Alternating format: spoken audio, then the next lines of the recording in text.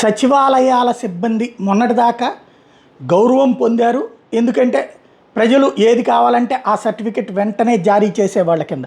అయితే వాళ్ళకి ఉద్యోగం పట్ల అంతగా విరక్తి కలిగి వేరే శాఖలకు వెళ్ళాలనుకున్నారు. అది జగన్ ఉంటే సాధ్యం కాదనుకున్నారు, బాబు వస్తే సాధ్యం అవుతుంది అనుకున్నారు.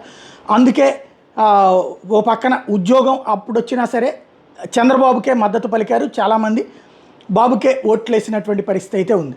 ఇప్పుడు ఆ సచివాలయ సిబ్బందికి కొత్త కష్టాలు దాపురించినాయి. అందులో భాగంగా ఏదైతే మరుగుదొడ్ల ఫోటోలు తీసే బాధ్యత టీచర్లకు తీసేసి వీళ్ళకి అప్పచెప్పిన నేపథ్యంలో ఇప్పుడు ఆ విభాగానికి సంబంధించిన వాళ్ళు స్టేట్మెంటు, ఒక పాఠశాల మరుగుదొడ్డి పాఠశాల భవనంలో అంతర్భాగం, దాని పారిశుధ్యం నిర్వహించేవారు మాత్రమే ఈ పనిని పర్యవేక్షించాలి. బయట నుండి వేరే అధికారి ఎలా ఈ గోప్య విభాగాలు అంటే పేరే మరుగుదొడ్డి రెగ్యులర్గా వచ్చి ఫోటోలు తీస్తారు.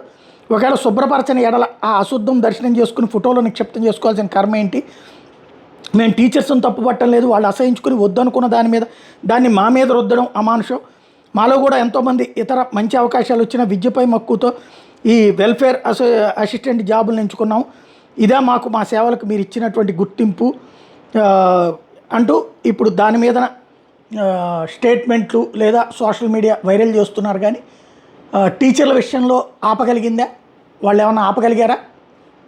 అలాగే వీళ్ళది ఇప్పుడేం కడగమంటలేదు, తొడవమంటలేదు, జస్ట్ క్లీన్ అయిన దాన్ని ఫోటోలు తీయమంటున్నాం అనినే చెప్తుంది ప్రభుత్వం. ఆనాడు చెప్పారు. అయితే అది టీచర్లందరూ సంఘటితంగా ప్రభుత్వాన్ని వ్యతిరేకంగా ఉద్యమించి జగన్ సర్కార్ని గద్దెదించి ఇప్పుడు అది పోగొట్టుకున్నారు. ఇప్పుడు వీళ్ళు ఏం చేస్తారో చూడాలి.